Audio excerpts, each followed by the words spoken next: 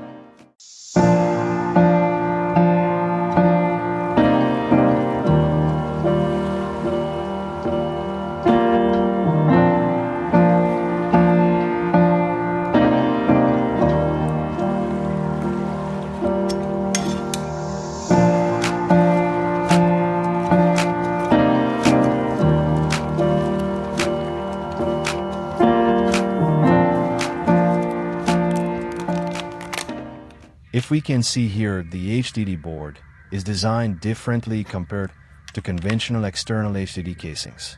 If it was similar to the generic external HDD casing, we could just swap the HDD with a similar model and start using it. Share your comments if the swap of board with similar model HDD will work.